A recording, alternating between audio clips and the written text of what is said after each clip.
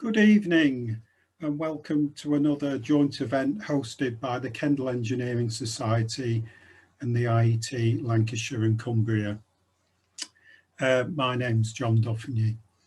As usual, we're indebted to the Kendal Engineering Society for organising tonight's speaker and to the IET for providing the webinar platform and promoting to the event. If any of you are not members, if you want to look us up on the internet, that would be great. Shortly, I'll introduce you to tonight's speaker, Luke Gardner from the TransPennine Express group, who will talk for approximately an hour. And this will be followed by a short Q&A session lasting about 30 minutes, hosted by Bob Swindle from the Kendal Engineering Society.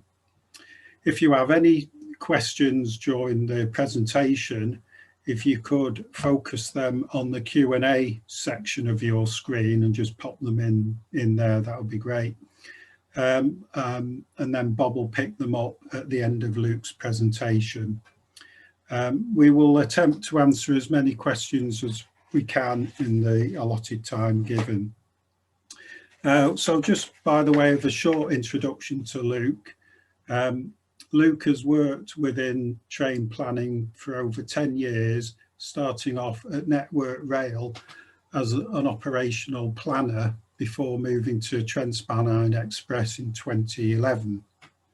He started in train crew diagramming and from there moved to short-term planning. For the past 4 years, Luke has been the permanent timetable manager, creating and managing the daily timetable that changes twice a year in May and December, through which has been some very turbulent times. Recently, Luke has become a tutor for the Operational Planning and Principles course for the Institute of Railway Operators, the IRO. So now I'll hand you over to Luke. Thank you. Hello, good evening everybody. It's lovely to be here. Thank you very much to the IET Lancashire and Cumbria and Kendal Engineering Society for inviting me along to speak to you this evening. This has been in the diary for some time, but like so many of our social appointments in life at the moment, we were hoping to do it in person. Eventually, of course, we went online like so many of us have to do this. So I'm just going to share my screen with you to get that up.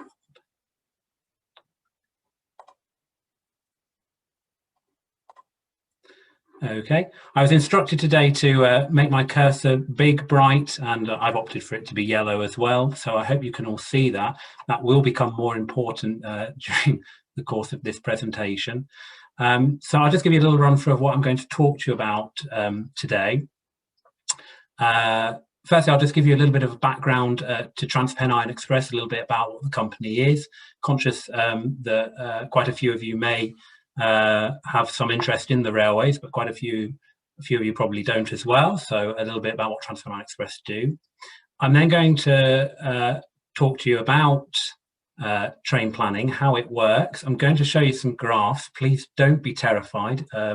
I'll try my best very much to explain them to you and show you what's going on, and hopefully demonstrate why the West Coast Main Line particularly can be a really difficult railway to plan over. So I'm going to try and keep it nice and local, hopefully, you know, information that's relevant to you as residents of Lancashire and Cumbria, looking at Oxenholme, Penrith, Lancaster and whatnot.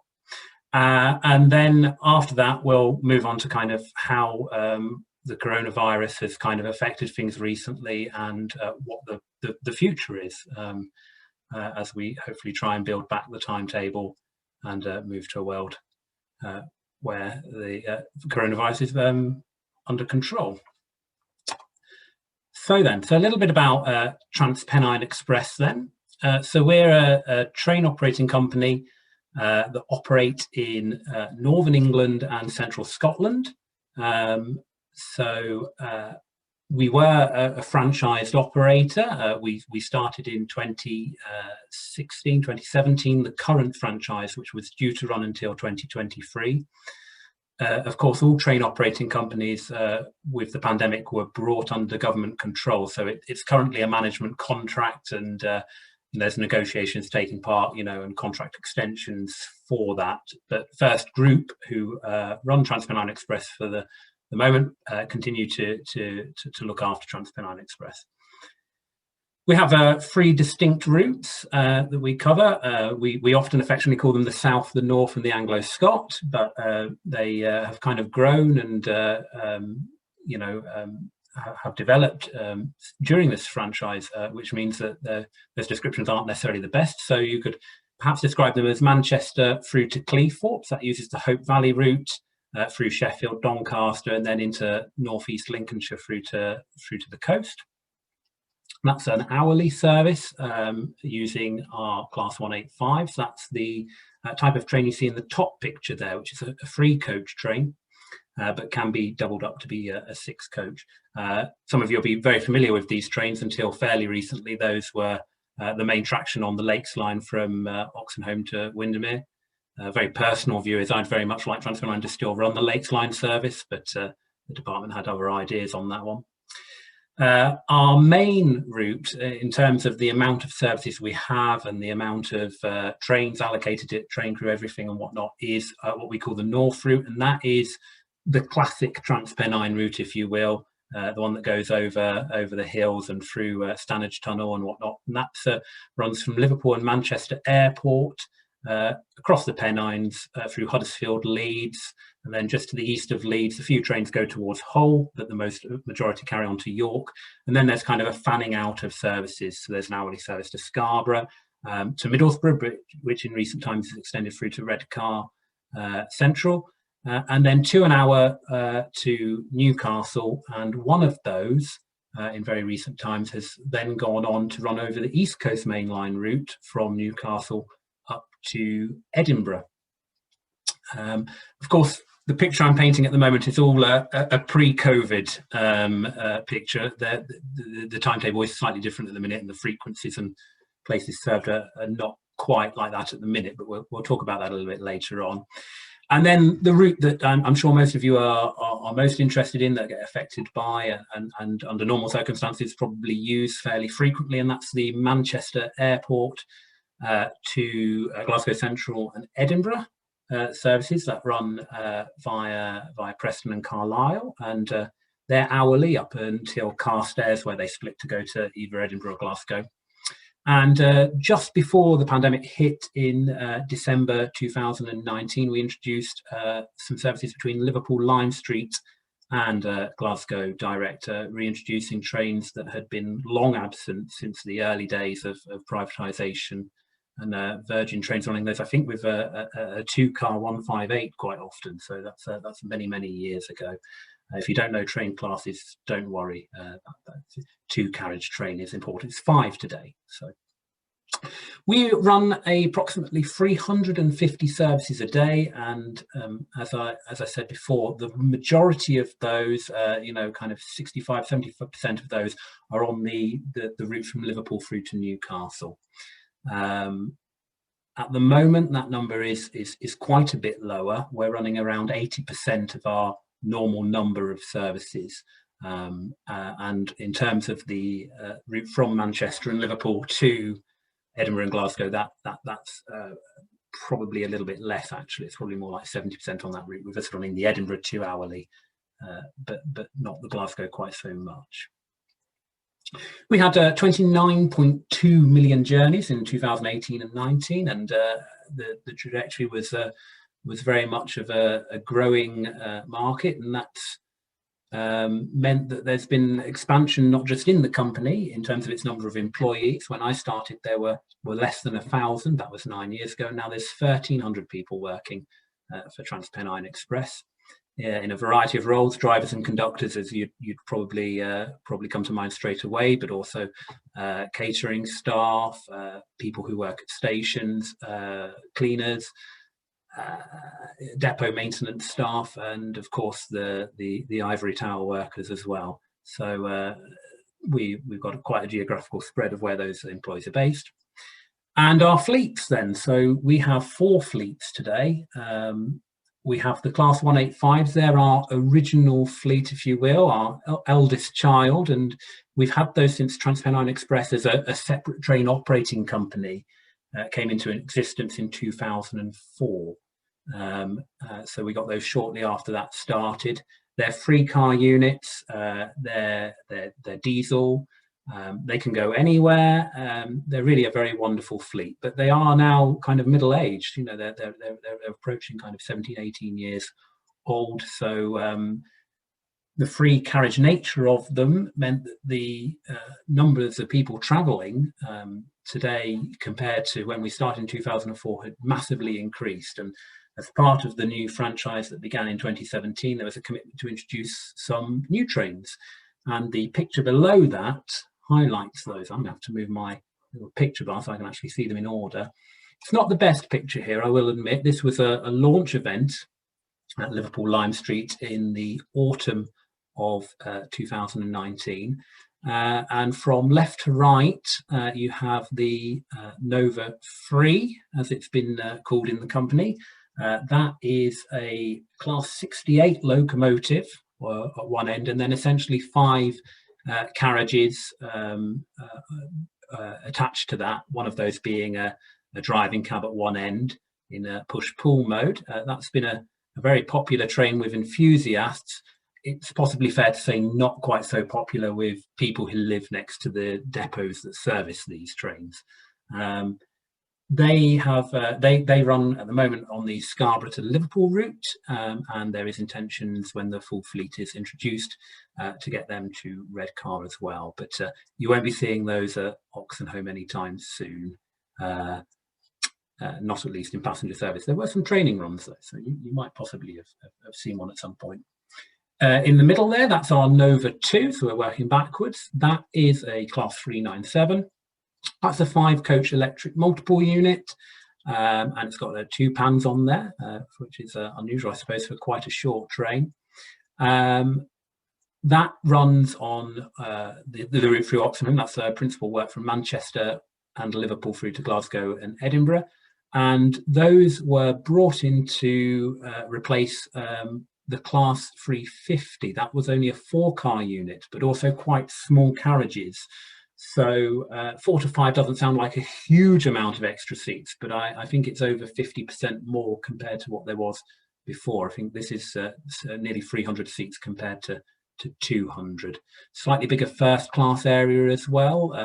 It's the route where most people across all of our routes, in terms of a percentage, like to travel first class. So that's good. And it has a top speed of 125 miles an hour, that one, which is better than what the 350s were they replaced. At the moment on the West Coast Main Line, they can only go at 110 because 125 speeds are only available for tilting stock. There are projects underway to revise that, and hopefully in the not too distant future they will be able to go at 125. And there's pressure for that because with HS2 being built, that stock on there will not be tilt stock. So when that goes onto the conventional network north of Wigan, we don't want them wanting to go at 110. It somewhat defeats the point. So part of the scheme to get the network fit for that, to get to 125, will also have the benefit hopefully for that fleet. And then on the far right we have the Nova 1 there. That's Class 802. That's a bi-mode train made by Hitachi, and this is kind of a train out of the packet really now, which was really good for us. Lots of other operators have had them a lot longer than us, so Great Western Railway and London North Eastern Railway, and they did all the technical fault finding whatnot and got those ironed out. So they've been very good for us, and you can see them regularly running between Liverpool and Newcastle. They run on diesel across the TransPennine main network through Huddersfield and whatnot, and then when they're north of York, they're on electric. Okay, so that's a little bit about TransPennine. Conscious I've already taken 15 minutes on that. So I want to now get on to specifics of the West Coast Main Line route and talking about Oxenholme. So Oxenholme. So we are mandated to call at Oxenholme through something we call our train service requirement, our TSR. So that's a document from the government which says you must stop a train hourly. You might have some gaps in there, and we need to try and fulfil that. So that's why we call it Oxenholme. We're mandated to do so. But also we want to. Don't for 1 minute think that we don't want to call it Oxenholme. If we had trains just running fast, not calling anywhere, then all that connectivity and all those people making journeys locally would be gone. So we always strive to call at Oxenholme, Penrith, Lancaster, whatever those intermediate stations are, wherever possible. There is good markets to be had. We're well aware of, the tourist market, of course, to the lakes that wants to go by train, but also all the population of Kendal and surrounding villages and whatnot that want to go to Manchester for commuting, or Liverpool for commuting now, and much the same with Penrith. So we always seek where calls are missing to try and introduce them whenever we can. And we have had some success with that in recent years. So I've managed to get Penrith, Oxenholme, and particularly Lockerbie actually into quite a few trains. Although there's always people trying to thwart me and plan rogue freight trains, and then suddenly something comes back and you find a call's gone missing. It's not a nice surprise when that happens, but generally we're going in the right direction, I think. So, but what I want to now discuss with you, and what I'm going to move on to, is some graphs. I'm going to explain to you a little bit about, well, why doesn't that train call? Surely you can just put a stop in. And I'm going to try and talk to you a little bit about some of those planning nightmares that exist. The next slide, please don't be scared. I'm going to talk through what it's showing before I actually then start getting onto some detail. But with bated breath, here you go. Look at that. Isn't that quite something there? So this is a screenshot from a piece of software called the Train Planning System, which is what Network Rail principally use. And it's what the industry does its validation of train paths on. And what you have here is a basic graph which shows the progression of a train through its journey. So at the bottom here, and hopefully you can all see my yellow cursor, it becomes important now, is Oxenholme. And you can see you've got the indication there of a few platform numbers. And then we're going in a northerly direction, so you can see down here a variety of places. Hopefully a lot of these local places are places that you know, so around through Greyrig, then the Lune Gorge to T-Bay, up to Shap, past the various industrial facilities there. This isn't quite to scale in terms of distance. It's fairly there, but as you can see, there's probably not such a great distance between Harrison's Quarry there and the Upgoods Loop. Then as we descend down into Penrith and then along to Carlisle there. So that's what you're seeing there. And then along the top here, we've got time. So this here is about 11:15, through to midday. And then to the other side there, we're through to about 12:30. So we're looking at about an hour and a quarter here of the West Coast Main Line between Oxenholme and Carlisle. Now, why am I showing you this particular time frame? Well, one of the most irritating trains for not just residents of Oxenholme, Kendal, but also those of Penrith and Lancaster is our 10:10 service from Manchester Airport to Edinburgh, which very helpfully departs Preston and then goes non-stop to Carlisle. It's one that is incredibly frustrating. It is the perfect time for Mancunians to be making their way to the northwest for days out. It is the perfect time for people in the northwest to head out after breakfast for trips to central Scotland, maybe for a few days away or whatnot. And they're all deprived that opportunity. And it's not one that I like very much at all. But unfortunately, 4 years on, I'm still in the situation where I can't get this train to call. What are you seeing here? Now, the line highlighted in blue here, this is 9 Sierra 47. And if you don't know what that gobbledygook means, and I don't expect you to do so, that's the 0743 London Euston to Glasgow Central via Birmingham New Street. Okay, and right behind that, running on what we call headway, which is 4 minutes on the West Coast Main Line, that's the minimum amount of time you can have behind trains, is our 1010 Manchester Airport to Edinburgh. And if you imagine Preston is somewhere where your mug of coffee is right now, or your magazine on your desk, there would be Preston, and that would be racing, catching up with this, and you can see it's gone straight through Oxenholme. It's not calling at Penrith, unlike the Avanti service, until it gets to Carlisle there at 12:05. And you might be looking at this graph and going, well, I don't really understand, because there's nothing behind that. You know, there's a lot of space. Yes, we've got this freight train here, which is going into into one of the loops at Shap, but that's not coming out straight away. It could probably be a few minutes later, I would think. But nevertheless, it kind of goes full whack and into Carlisle at 12:04. And what this demonstrates, as I move on to the next slide, is that the problem is not in Cumbria or Lancashire with this train. The problem is when we get to the border.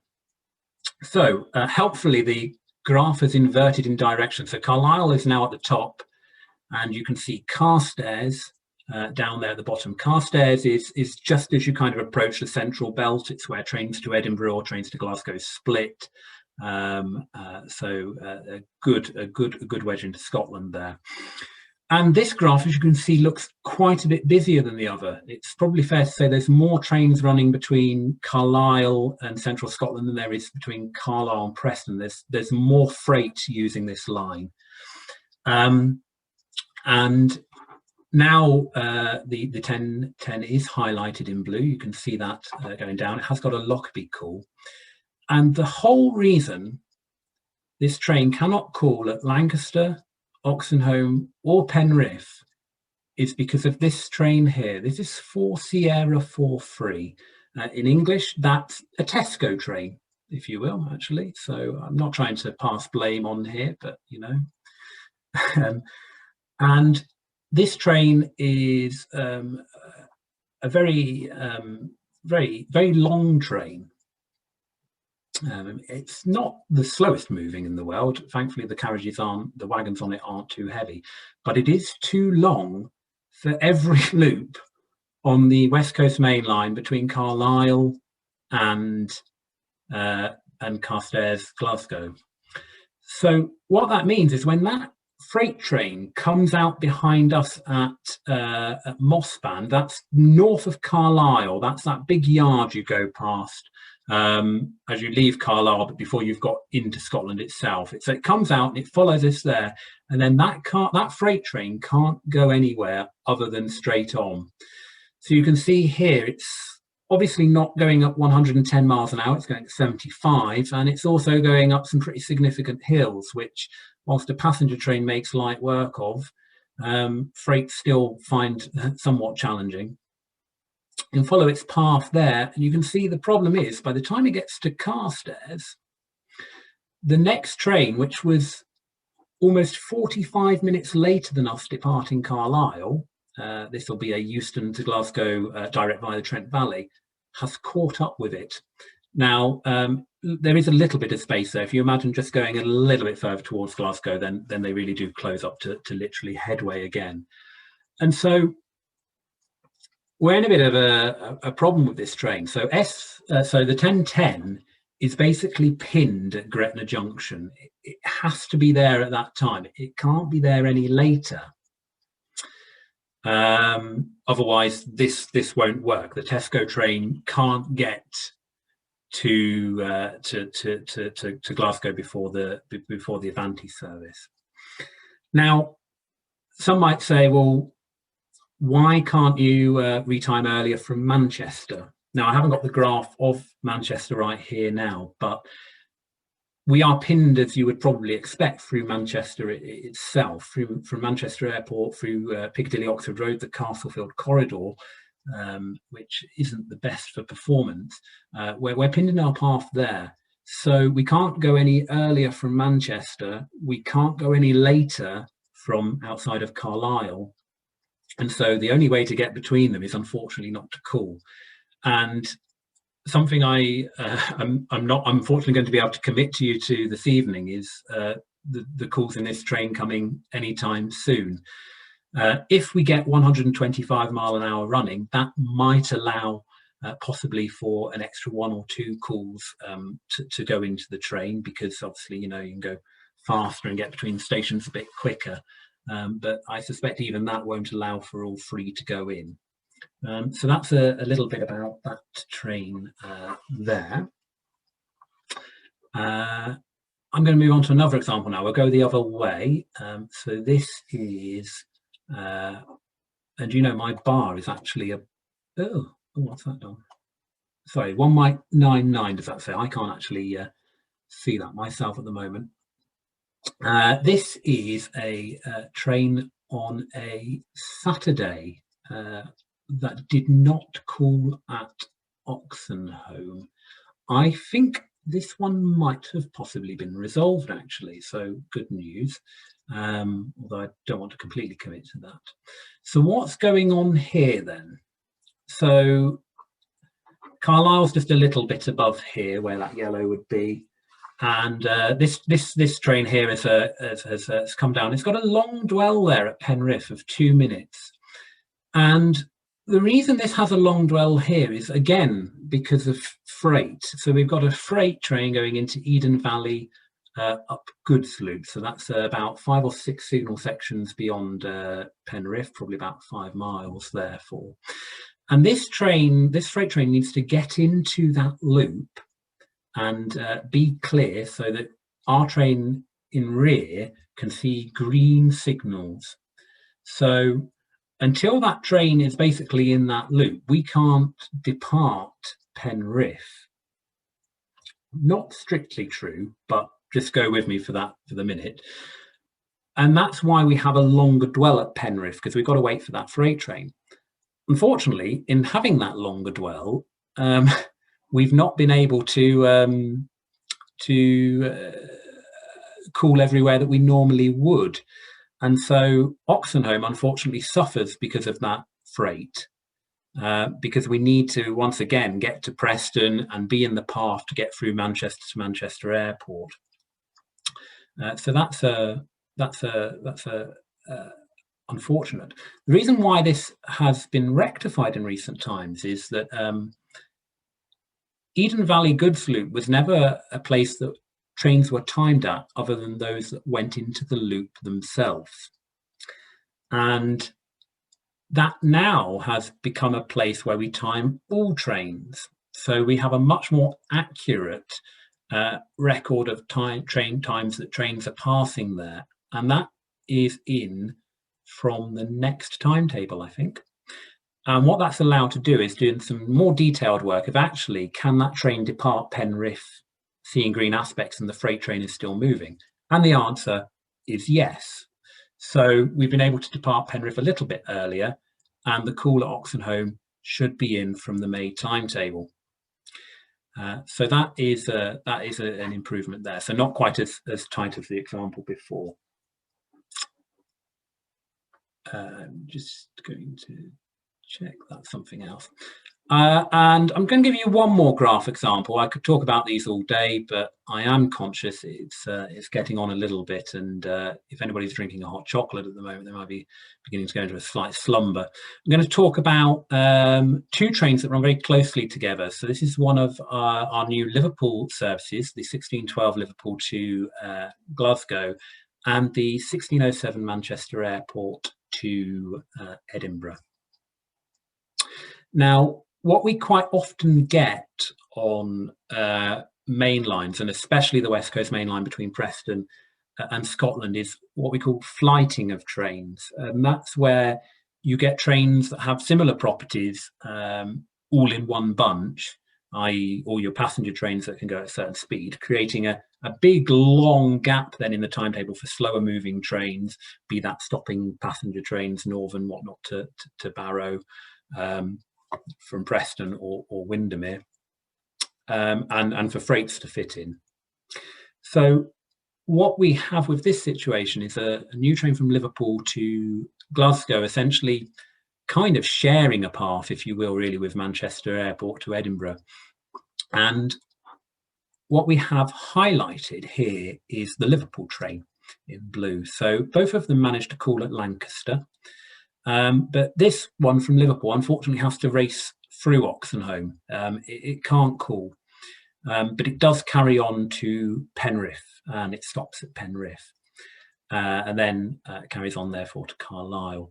And then the Manchester Airport Edinburgh in rear calls at Lancaster again, calls at Oxenholme, but doesn't at Penrith, so that you can accommodate two trains. You can both get between Preston and Carlisle within a certain time, but unfortunately both of them can't call at all three stations. Not so disastrous for people from Liverpool who want to go to Oxenholme, not so great for Manchester people who want to go to Penrith. And we were conscious when we did this that we did get some complaints. The Manchester Airport to Edinburgh service previously had called at all three. And again, this is something that we hope to resolve if we get to 125 running. But it is also one that we continue to evaluate. You know, freight train paths can quite often change subtly. You know, a half minute or a full one can literally make or break these kind of things. You know, it's something that we look at most timetables just to see whether any new opportunities have presented. And not particularly with this one, but the 12:12 Liverpool to Glasgow, which I think is Preston then Penrith, is tantalisingly close after a freight train change to potentially maybe getting a further call in it. And that's something that I'll continue to evaluate, and something I can discuss with freight operators as well. So we're not in a silo here. There's certain things between train companies where certain departments can't talk to each other. Train planning is definitely not one of those. I know all my counterparts at freight operating companies and train operating companies. We're all pretty nice people, we like to think, and we will work with each other to try and get the best outcome. If a call can be inserted with a slight change to a freight train, then a freight operator will always tend to agree to that. And similarly, you know, I have a very good relationship with Northern. We'll try our very hardest to make sure that our connections work at Oxenholme. And I think certainly the mentality within train planning is certainly a one railway attitude, and trying to ensure that people get from where they want to get to, regardless of how many changes, how many operators they need to use. So that's the last for the graphs. I've got a little bit to talk about with timetable structures going forward, but I'm conscious that some people may have some questions that might be quite fresh in their head at this point. So maybe if John could you know, bring us up to date, see if I can answer some of those questions in relation to graphs. If not, we'll carry on. Yeah, Luke, it's Bob actually. So hi Bob, sorry. I'll pick up a couple from the very beginning, which I also had in mind. There's a person called Di Davis. What happens on these systems when something goes wrong? And the corollary to that is there was a points failure between Carlisle and Glasgow this week, wasn't there? Which caused all sorts of delays. So what do you then do if your system is in this level of capacity? So how would we deal with an incident that happened on the day? Yeah. So we have a control centre. I suppose like any transport company, our control's based in Manchester, and there's a variety of different people in there, including an incident controller who, if there was something such as a points failure or whatnot, would start to consider what they needed to do to the train service in order to try and get it right as soon as possible, but also how to make sure that, you know, train crew and units aren't displaced too much. So they would deal with that on a particular day. It's not common for train planning to get involved if there's any disruption on the day, but clearly every now and then there are incidents that happen that aren't just, you know, some temporary flooding or whatnot. So you probably remember when Lamington Viaduct happened. So that was a viaduct on the between Carlisle and Glasgow that was concerningly near to collapse and close the railway for an extended period of time. So what happens in that situation is that control will deal with that for a period of a couple of days, and then we'll agree timeframes to be able to kind of take over and formally plan that, so that you know, everybody, the customer, passenger should I say, and the train crew and all the elements of the train company itself know what to do and what's actually going to go on going forward. The freight issues that you have with the Tesco train. There's a question from Kevin and from others. Why don't you split the Tesco train in two? It's a very, very good point. I'd like it to be split in two. Believe me. Freight on the railway is expensive, and there's a lot of companies who want to try and use the railway, including Tesco, which is a fairly new customer in the scheme of things, but they find the costs are prohibitively expensive. So when you do get flows like this, one way you can obviously cut down the amount of costs to the operation, and therefore I suppose the costs to Tesco in this case, is to have the train as long as possible, such that you only need one driver, one freight locomotive, and one train path, and the costs associated with that. I think there's probably been some examples across the network where it's been deemed that freight trains have been too long and they have been split down. There isn't a proposal with this one to do it. I suppose the weight of kind of the missing calls in the 10:10 Manchester Airport to Edinburgh are not as sufficient as the money of the Tesco train, which is very crude and not an answer I suppose people want to hear. But I suppose that's probably some of the factor at play. A question from Chris. Why is it so important for trains to depart on green aspects? He's obviously in this technology. Couldn't they set off and move more slowly until the route ahead clears? So that's a great question, and it's probably going to be quite a technical answer. If you depart on a yellow aspect, which I suppose many trains occasionally do, you will have to proceed at such a speed. I guess I don't want to go into too much into 4-aspect and 3-aspect signalling and the principles of it, but essentially you will set off slower because you need to anticipate the next signal will be at red, even if you've got a fairly good idea at the back of your mind that you're just following something. So by the time you get there, it's going to be green. You can't go with that mentality. So you have to go slow towards the next signal. By the time you've got to that next signal and you've seen it's gone to green or maybe still at yellow or whatnot, you've probably lost, well, you have lost time compared to if you were at a signal and it was green and you were, you know, and then you were you know, going at full line speed. So I can give you a good example here, which unfortunately isn't so local, but we run a stopping service actually between Huddersfield and Manchester Piccadilly. And that stopping service departs Huddersfield after a fast train has passed, well, called at Huddersfield and then departed next stop Manchester. And it is, under normal circumstances, if everything's on time, they would naturally see a green anyway. But if the fast train is late, then it might be that train would naturally depart on a yellow signal because the full time hasn't elapsed. And there is an instruction to those drivers to wait for a green signal before departing, because the next signal is so far away that they'll be trawling along, you know, slowly to the next signal, when the reality is almost certainly that express train in front of it will have gone right on ahead. It's quicker. It saves around 1.5 minutes to wait for a green rather than depart on a yellow.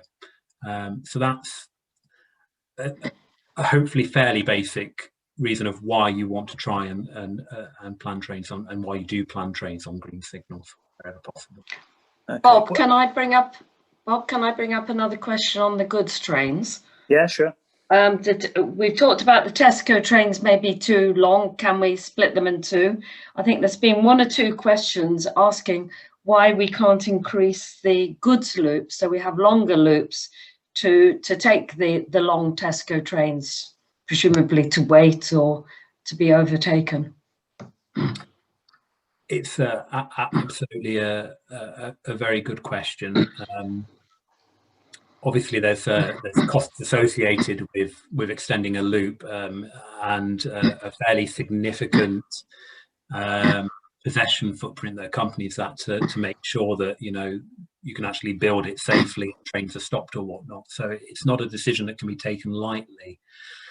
There hasn't been much kind of exploration, to the best of my knowledge, of extending loops particularly, because I think the cost of doing it again is probably prohibitive for the savings it would be. How many trains would you realistically run longer as a result of it? Therefore, you know, justifying the increased length of the loop, because the longer the trains are on a flat route, maybe is not so bad. On the West Coast Main Line, of course, you've got to traverse the hills of Cumbria, and then again the hills of the Southern Uplands. So the longer your train gets, the slower it gets as well. So it's probably explored, but I can't see that happening personally. I think it'd be much better probably to have sections of 4-track wherever you possibly could. Yeah, okay. It seems to me like a... Yeah, okay. All right. Just one. We've got about 30 questions at the moment, which means we'll be going on until midnight if we don't go. Just one question which relates to all the bartering and negotiations going on between the various operators and the various and Network Rail and whoever else is involved. How does that work, and can you use some AI to solve some of this? Or do you have to bid lots of money in closed envelopes to get a slot? No, there's no underhand activities going on. So how this works is, so most timetables are what you would describe as a rollover. So most timetables don't significantly change from May to December. There's little tweaks here or there. And in those circumstances, you tend to have conversations with people as and when you need them, if perhaps you're introducing a new train. So with the Liverpool-Glasgow trains that we introduced, those were 3 new trains a day, which didn't otherwise warrant the timetable being completely changed for every other operator. So we had discussions with ScotRail, discussions with Northern, not so much Avanti actually, because you tend to find with your flighting that you're either in front of them or behind them, and you don't actually really need to worry too much about them. But you definitely have conversations with others, and usually they're positive, and so you can get their buy-in to stuff. In terms of who actually decides, so all operators bid what they want, what their timetables to Network Rail, and Network Rail are ultimately the arbitrators of the graphs you see of the timetable, and they will decide ultimately if there is a dispute who gets the path. So in the example that I was just saying there with a Liverpool-Glasgow, a train that already runs would always be the priority. Any new train couldn't possibly then shove another train completely off the graph, if you will. as I say, you would have worked hopefully with other operators, so that wasn't the case anyway. But if you did get to a place where actually it didn't work, then your new train would be the one that we would say would be rejected, and you'd have to go away and decide what you're going to do with that. Every now and then you do find situations where neither side backs down, if you will. This is quite rare, I must say. Perhaps especially if maybe you had some kind of blockade. Say you had a big blockade of a station for 2 weeks or whatnot, and you had to divert lots of trains around or whatnot. So not a permanent timetable, but something that's quite important and lasting a long time. If two different parties could not come to an agreement, then Network Rail would have the ultimate say, and they would use something called the decision criteria. So there's a document laid out about reasons why train X or train Y would win in an argument, and you'd possibly be surprised by some of those. So pretty much the top train is a nuclear flask. If it's a nuclear flask train, that's usually going to win hands down. If it was between a Pendolino and the nuclear flask getting to Sellafield, it'd be the nuclear flask. So there's actually some surprising things in there in terms of the level of which trains get the priority first. Yeah, right. There's a number of questions around faster trains and HS2 and non-tilting trains.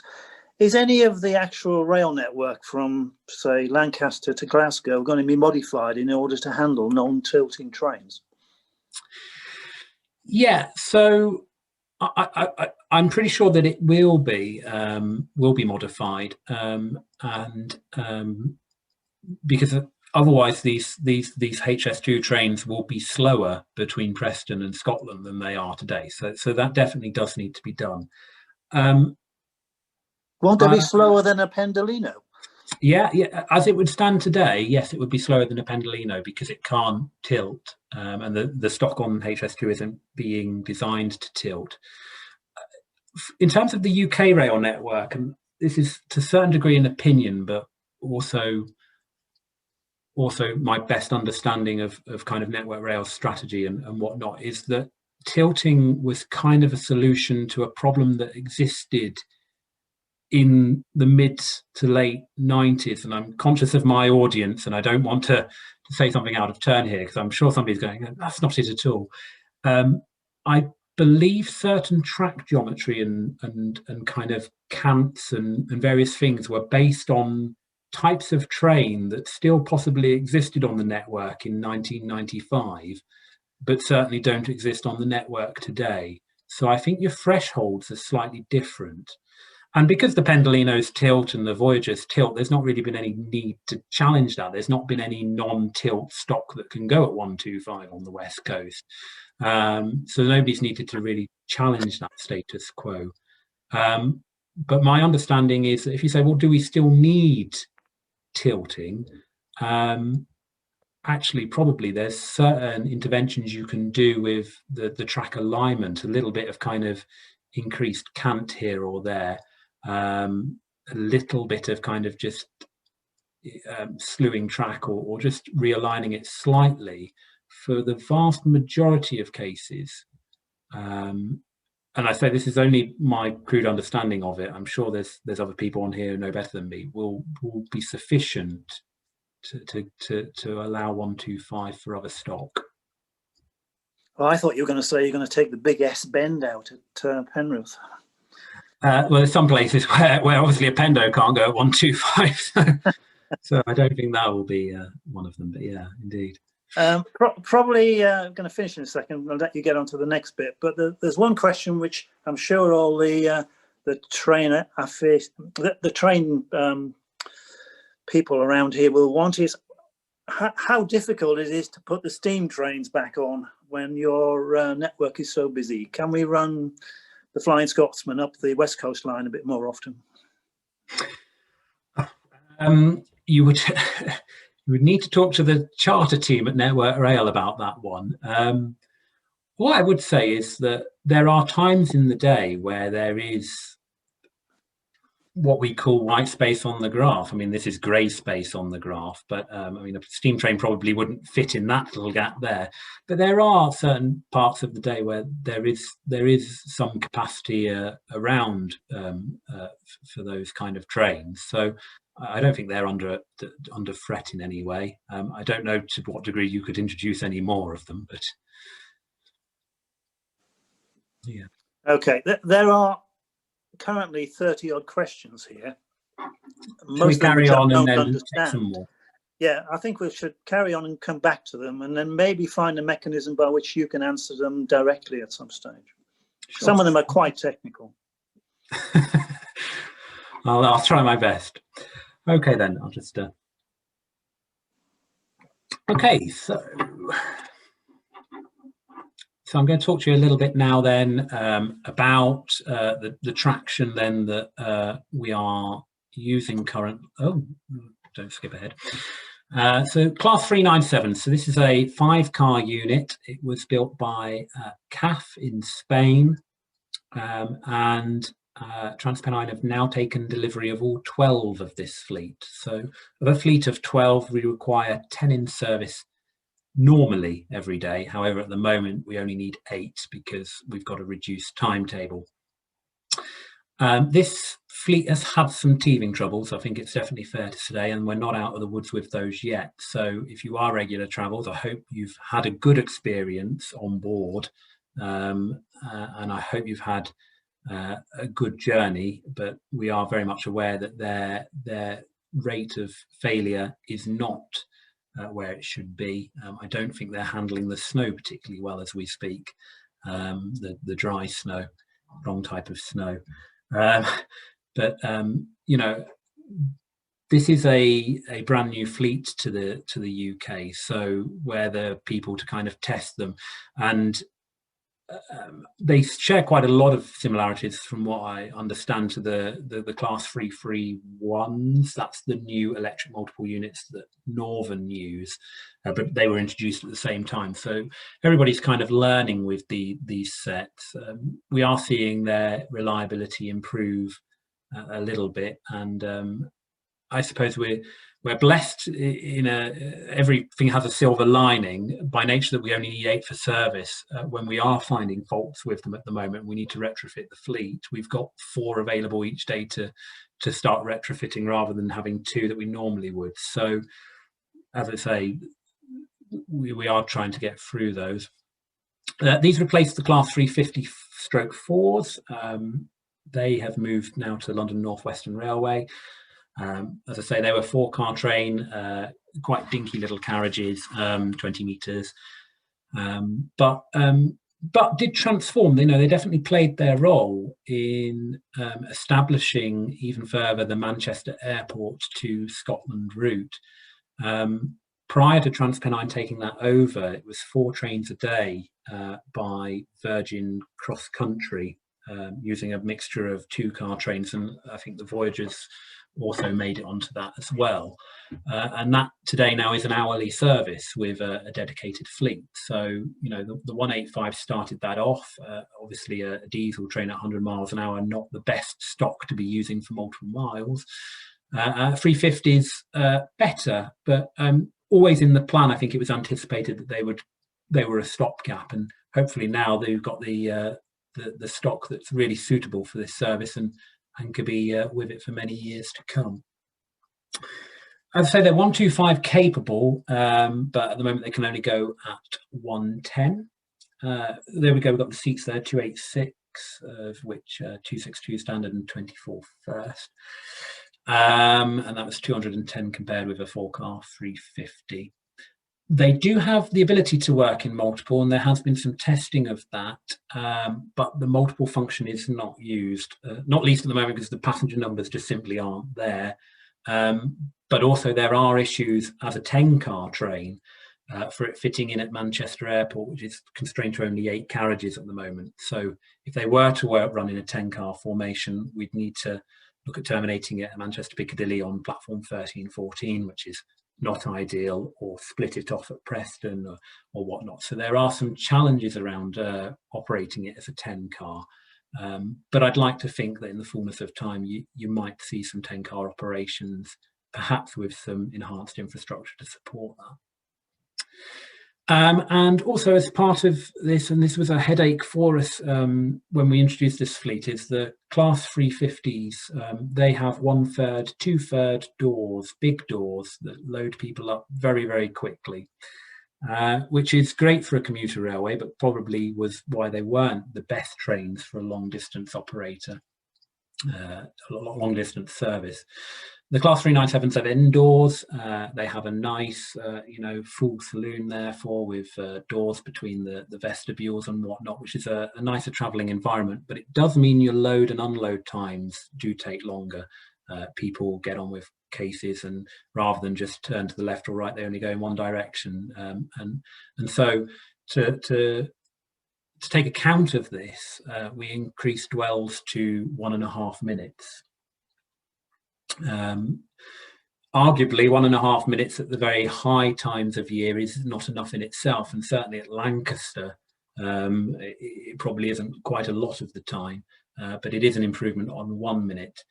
I think probably the graphs that I shared with you before show how every 30 seconds is very, very precious. So whilst we want to try and recreate what happens most of the time, those outliers at 2 minutes, if we were to try and actually put those into the timetable, we'd probably end up doing ourselves out of the actual call-in to start with. So there is a balance with dwells, and I think this isn't just an issue for this fleet or this route or Oxenholme. This is a national issue with how how much time we allocate for dwells and how that drives capacity. I'll talk a little bit later, I suppose, about COVID and performance. So move on. So the current service at Oxenholme. So this is the current levels during COVID-19. So there's a 2-hourly Manchester Airport to Edinburgh service running, and there are occasional services from Liverpool and Manchester to Glasgow.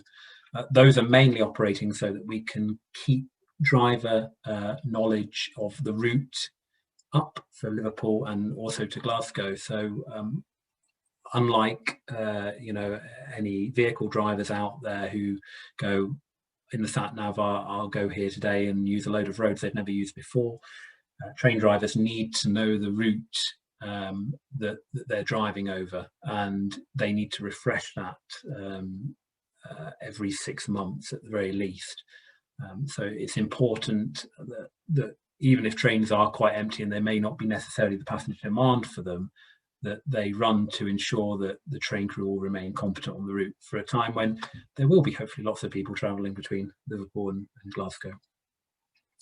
I'll talk a little bit about the other operators as well, just for a complete picture. So Avanti are running an hourly London Euston to Glasgow, and that's calling added stops. So I think that's calling Oxenholme, Penrith, Lancaster in every single hour, as well as crew. So in terms of local connectivity, that's something probably that is better for people than the normal timetable. And I think actually it's going to be difficult when we go back to normal inverted commas and calls start disappearing again. But that's where we're at, and they are running. They're running a 2-hourly London, Birmingham, Edinburgh, but not the London, Birmingham, Glasgow at the moment. And then Northern are pretty much operating their normal service, roughly hourly on the Lakes Line, and 5 through trains a day. So a little bit about COVID-19, and it's been a turbulent time for train planners. I mean, I don't pretend that we've had it any worse than so many people, and crikey, we've had it much better than most. But where I would normally plan 2 timetables, I think we're notching up. We notched up about 18 proposals at least last year, and 6 of those saw the time of day. So lots of timetable work.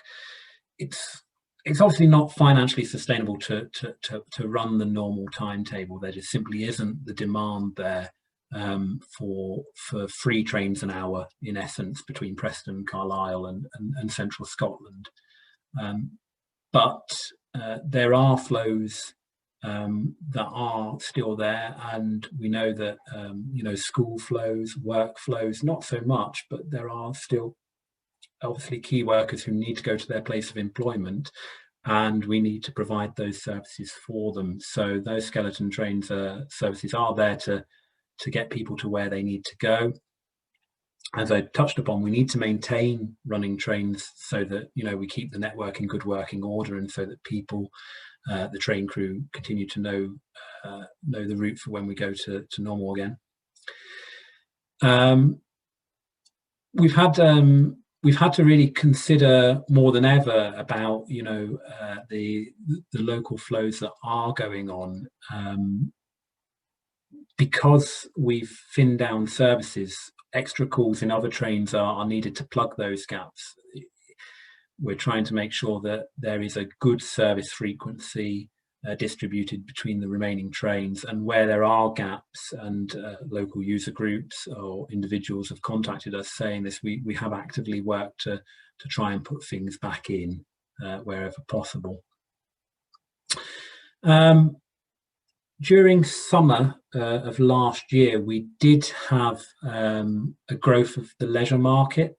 So people going for leisure purposes did come back to the railway, not in huge numbers, but certainly in greater strength than commuters, which, to be honest, never really came back, and business travel, which remains pretty much dead in the water. So I suspect when we move out of lockdown, it's going to be the leisure market that's most important for a period of time. In terms of the West Coast Main Line, I would, from a personal point of view, this bullet point, but I would say that the mixed policies of Scotland and England probably haven't helped. We have an activity code in our system, which is for a train stopping. You can stop a train for a variety of reasons. 99% of the time, you stop a passenger train because you want passengers to either get on or get off. Very occasionally, you might have to stop a train for operational reasons.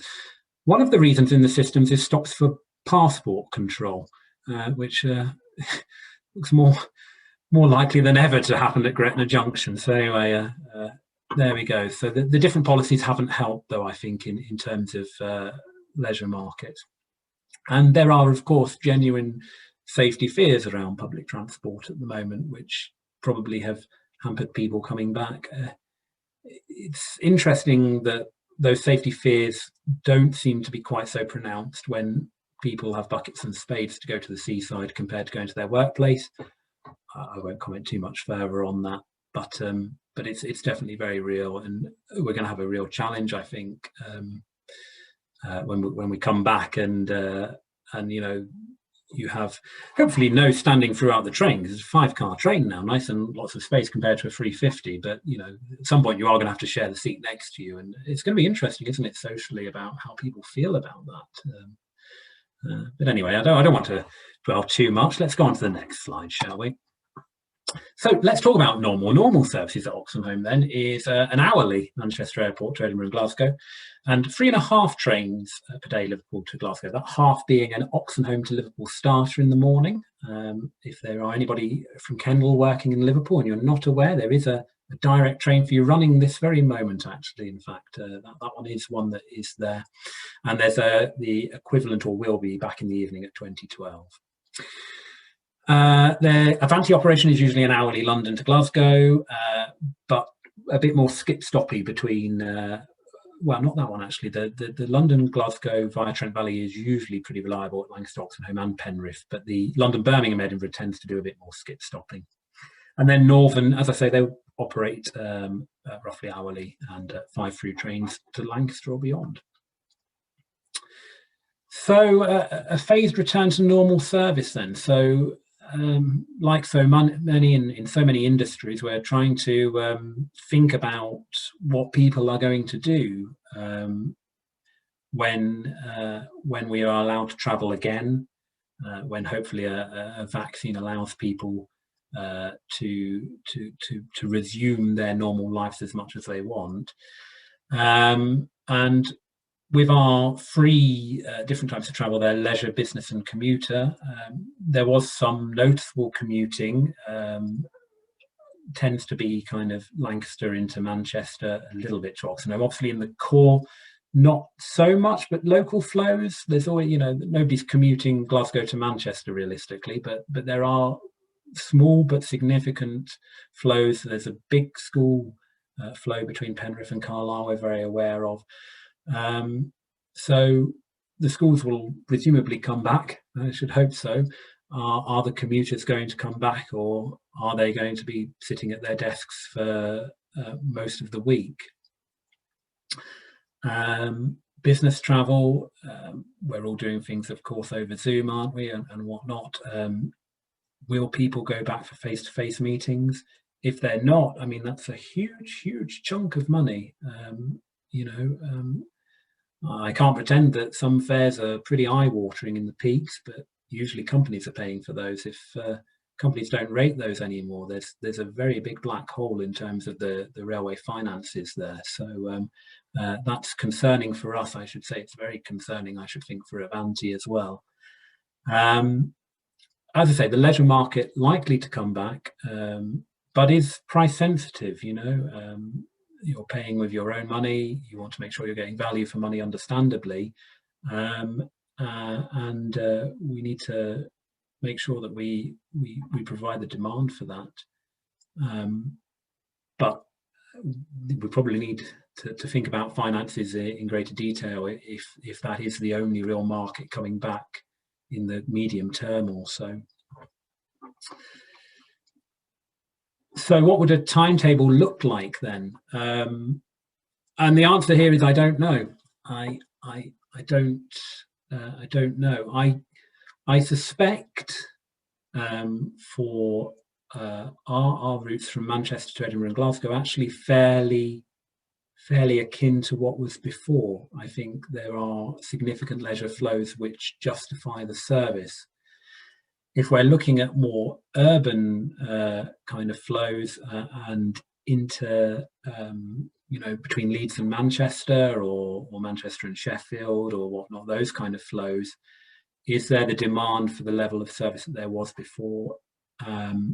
No, probably not. Probably not in the short term, maybe not in the medium term. Is that therefore just getting rid of a train for a bit? So a lot of the tactics during this lockdown has been selectively removing some services and making sure that the distribution of calls is spread between those trains that remain.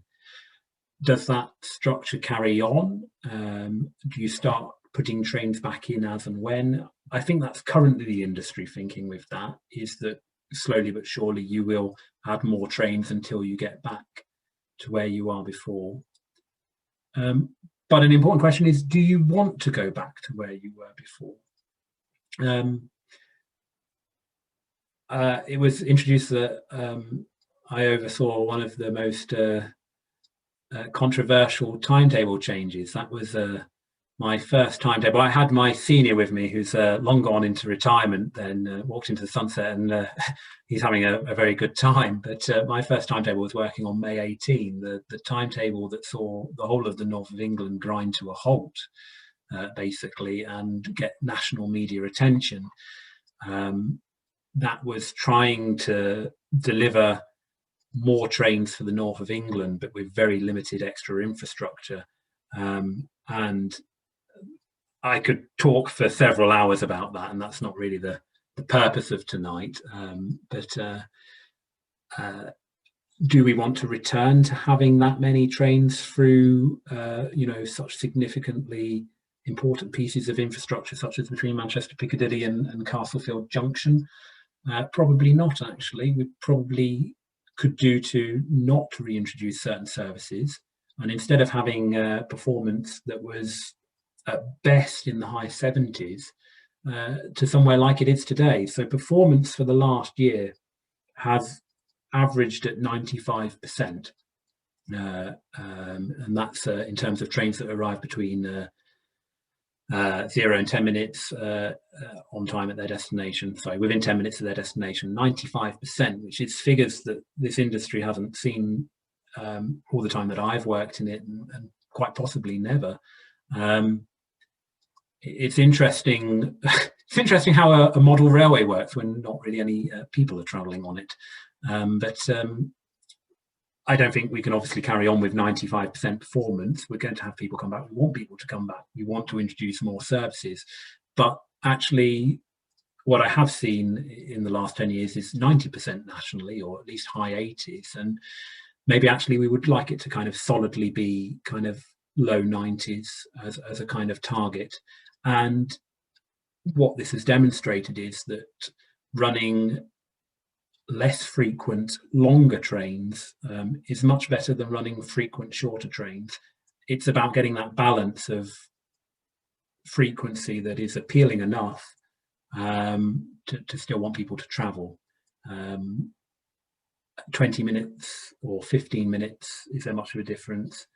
What about half hourly in that mix? So these are questions we need to ask. And all the time you're removing individual services briefly, you get a bit of a lumpy timetable, you get gaps in the timetable.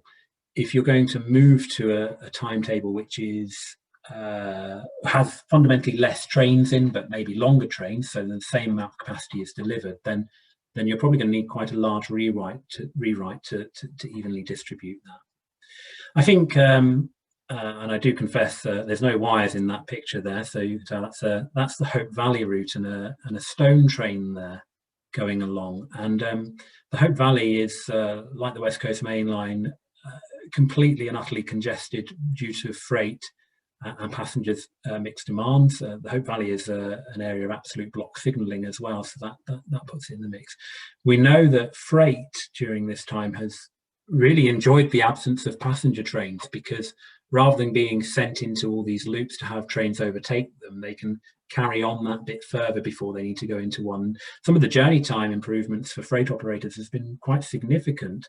And I'm sure the freight customers who deal with those, the freight companies, will be quite enjoying that. And it may be quite difficult medicine to say, well, now we're putting all the passenger trains back in again.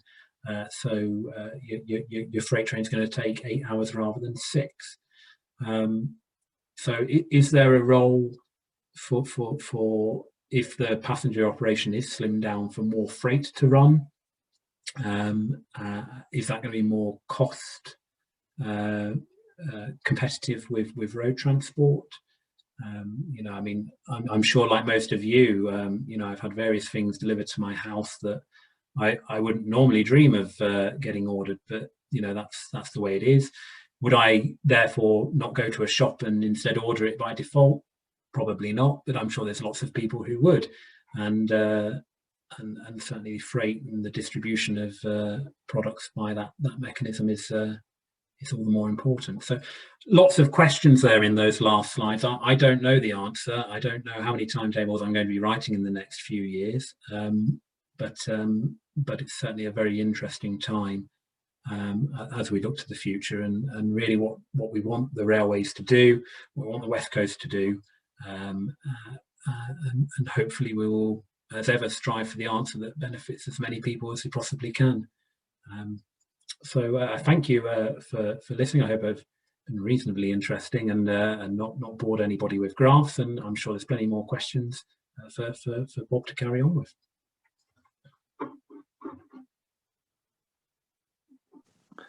Yes, sorry, Luke.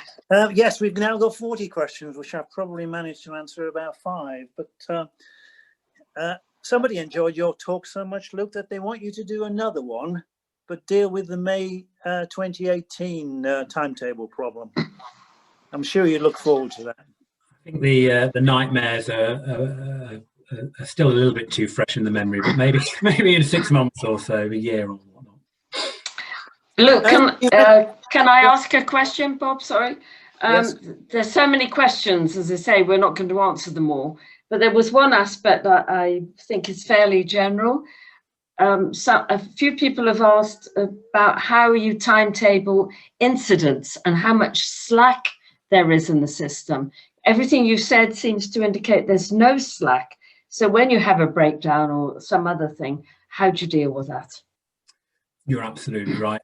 There is very little slack in the normal timetable, and that's why we have, prior to COVID, some very poor performance, because if you had one train late on certain areas of the network, it would just snowball into 5, 6, 7 trains behind.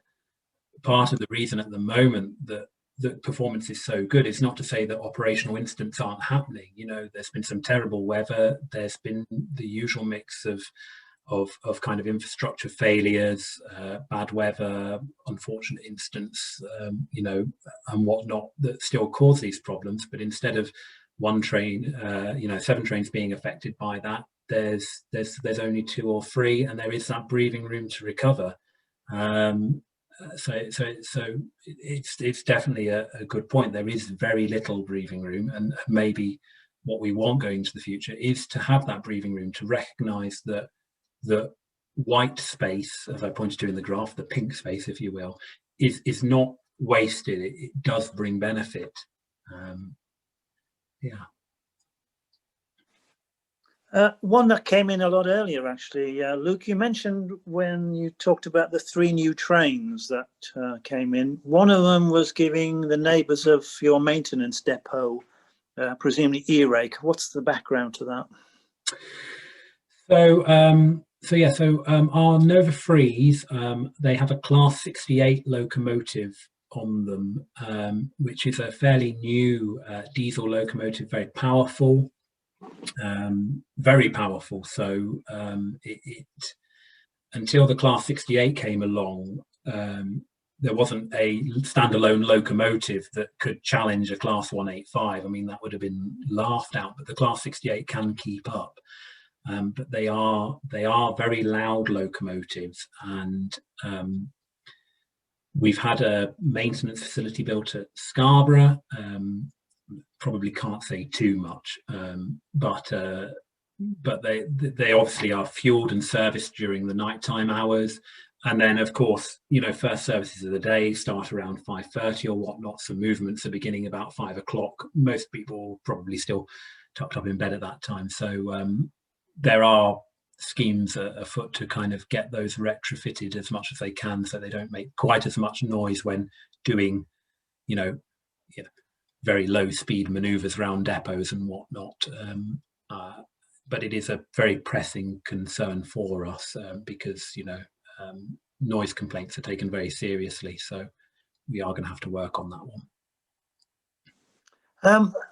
There's a question which is, what would it take for all trains to arrive on time, not even 1 minute late? Which gets me to my other point. What are we doing wrong that the Japanese are doing right?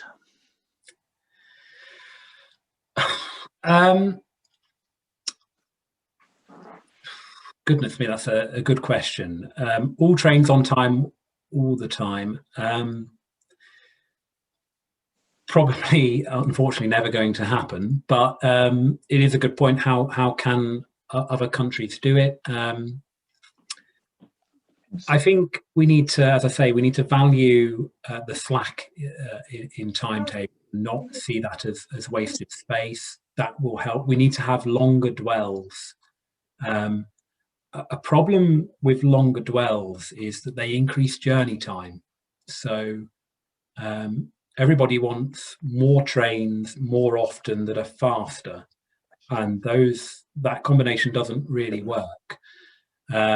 If we were to put 2.5 minute dwells in, say, at stations, that would be, under 99% of circumstances, more than comfortable. Though, of course, a wheelchair assist or whatnot can always occur, and that will potentially delay a train. But say you had a really long dwell at every single station, your journey time from Manchester to Edinburgh would be slowed down by, 5 to 10 minutes. Is that palatable for people? There is lots of models, whether they're correct or not, that suggest that the slower the journey time between places, the less attractive it is that people will want to travel in the first place. I think they're quite crude models, but I say dwell times definitely need to be looked at in depth nationally to try and achieve better reliability. we need to stop doing things on the cheap, which is always going to be difficult when the government is ultimately in control of purse strings and perhaps doesn't have the focus on railways that national governments have elsewhere. We seem to always do the bare minimum of what we need. You know, there's never any extra, and I'm sure this is the same in so many other areas, isn't it? You know, hospitals, you know, education or whatnot. There's so much value in extra things, but for whatever reason that funding just never gets there. So you're always kind of trying the best with what you've got. Yeah, I suppose that's what I've got to say on that one. There's a question about the electricity supply capacity on the network. Are you beginning to run out of capacity? Do you need another power station? Not on the West Coast main line, from what I understand. So there were a few little hitches with the 397s, and I think the 331s, they're the northern units. When they both had pans up at Preston, there was a few little things that went a bit wrong with those, but that wasn't because there wasn't enough power in the lines. I think it was just some electrical stuff, which I can't confess to knowing, but I don't think there's a problem with that. On the West Coast, it's a very good question. That can't be said for the same on the East Coast main line, which doesn't nearly have as much power in it. And maybe not a whole new power station, but certainly a new substation is going to be built at a place called Marshall Meadows, which is between Berwick-upon-Tweed and Dunbar, which should hopefully then give enough electrical power needed. Well, not hopefully, it does give enough. Nothing's not hopefully.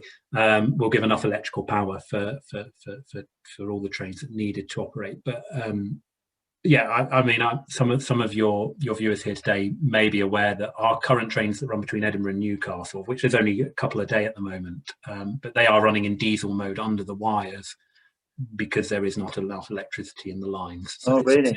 It's an issue on the East Coast main line, much more so than the West Coast. There's a question from John Owen. He wonders if you had an additional running line between Lancaster and Carnforth, taking off some of the trains that go to Morecambe and Barrow and Skipton, would that give you some benefit, especially if you could have a freight train loop built into that? Definitely. I would say that between Preston and Motherwell, not quite Glasgow or Edinburgh itself, but between Preston and Motherwell, Lancaster is the greatest challenge to plan. Not Carlisle. A lot of people might think that Carlisle is quite difficult, but it's not. Carlisle's quite easy to plan in terms of platform capacity and running lines. You've got trains coming from Workington and whatnot, and they're on their own line into the bays. Stuff from Newcastle and the Settle Carlisle are all self-contained. But Lancaster, you know, serving Morecambe, it has to join the West Coast main line for a few miles. Stuff for Carnforth as well. It would be lovely to have a separate running line there, and one, you know, that directly feeds into 1 and 2 Lancaster. A lot of the planning margins around Lancaster are really quite high as well, quite severe. Something we called approach controls or approach release into those bay platforms, which means that the train basically comes to a stand before it even goes over the Lune Viaduct into Lancaster. So yeah, I mean, I would love that. I think you probably have some issues with physical space through Skirton. I think that new the new bypass bridge has been built provisionally to accommodate 4 tracks. Which really? I think so. I think it's got a big enough span from what I've seen of it. But whether that is ever realised, I'm not sure. But yeah, I mean, I would support it. I would think that the technical challenges of getting the land in certain places would make it almost impossible. Unfortunately, though. Question all around driver information. Does a terminology ERTMS mean anything to you? Does that help? ERTMS, yes. So European Rail Traffic Management System. That is, to simplify, it's basically in-train signalling. I don't want to suggest that's all it is. There's a lot of stuff that goes with that. That would allow your headway. So I talked about headway, the minimum time you can have between trains, which on the West Coast Main Line currently is 4 minutes. That allows your headways to be significantly reduced, and therefore you can have more trains running. You know, if the headway effectively gets reduced to probably something in the region of around 2.5 minutes, I would expect with ERTMS, then clearly you can get quite a bit more in. Obviously, at the moment, it's used on the Cambrian line from Shrewsbury through to Aberystwyth and Pwllheli. There are suggestions quite developed that the Transpennine route upgrade, so the route through Diggle, you know, Manchester through to Leeds, some of that upgrade work will have ERTMS elements with it. The difficulties with it are the overlap of signalling systems in any kind of transition period, ensuring that stock is all fitted, and something on the West Coast Main Line, I mean, you could have nearly any kind of stock really use that. I think it's a ball that we keep on kicking into the long grass. At some stage, it's surely got to become mainstream. And I suppose the HS2 trains will obviously have a ERTMS. Whether they will then be on conventional signalling, I suspect they probably will be, but whether that will increase the demands to introduce that on conventional network, I don't know. It would definitely help, but I think we're some way off from it. We'll probably come to the end here, but a question which is related to bottlenecks on the network. So if on Monday I gave you a humongous amount of money, what would you actually spend it on to make the biggest benefit? Great question.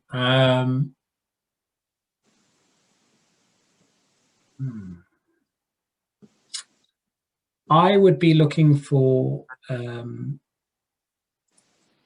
terms of the West Coast Main Line and kind of keeping it local, I would be looking to 4-track significant areas wherever possible. And obviously, you can probably throw as much money as you want at me. I'm never going to be able to 4-track through the Lune Gorge, but you know, things between Preston and Lancaster, for example, you know, that would be really beneficial in just getting freight trains and passenger trains segregated that bit further. That would help to deliver a more reliable railway. I would probably look at some of the signalling systems that are in place for trains approaching stations. I guess I think quite a lot of approaches to stations are very slow, very cumbersome. I think, you know, especially going into Carlisle, for example, that's very slow, strikes me as really slow, and probably because it needs quite a big chunk of money thrown at it to have a better line speed into Carlisle. But those are all very precious minutes that can be used to build buffer into the timetable. I suppose if you were giving me a pot of money with no caveats as well, I would. So many schemes need. You go, I'm going to give you this pot of money, but you need to deliver me a faster journey time.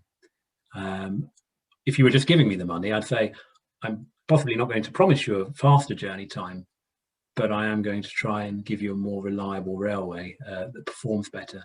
I think that's definitely the direction that we're heading at the moment. Is that performance is absolutely fundamental in a way that maybe when I started as a train planner, the commercial elements were pretty much the top. It was how can you make this train as fast as possible so that through the mechanisms that distribute revenue, you get the most.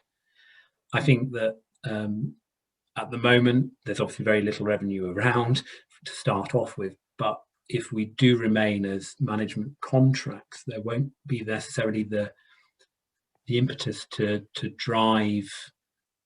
There won't be the competing between the operators. Of course, there will be need to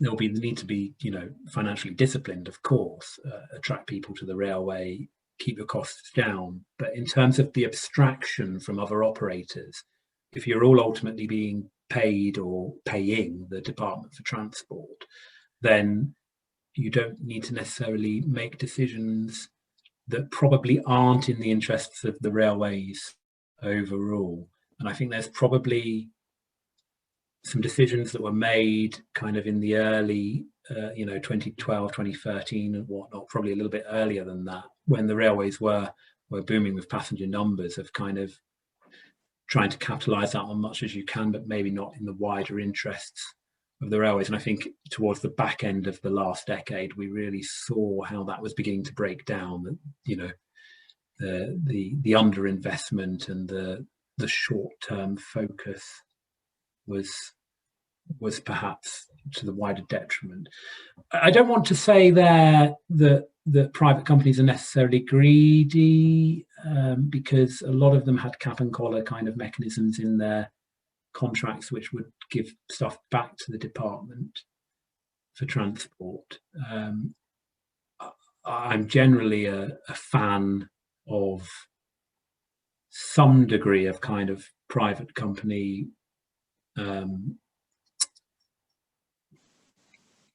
some kind of private company kind of running the railway. I think the management contract one is probably a good place, actually. I think that's probably one of the better ways you can do it at the moment to try and address some of these questions that have been brought about by the first 25 years of privatisation. Didn't really expect to be going down this path. Sorry, I think I've started rambling there a little bit. I'll probably stop the questions now before you get yourself into deep political hot water. So, John, I think time for a wrap. Hello, John. Time for a wrap up. Okay. We've had 49 questions. Fantastic. Well, thank you very much, Luke. Judging by the feedback we've been getting, it's gone down really well, and yeah, well, thank you. I'm just pleased that no one actually saw any of us as a cat.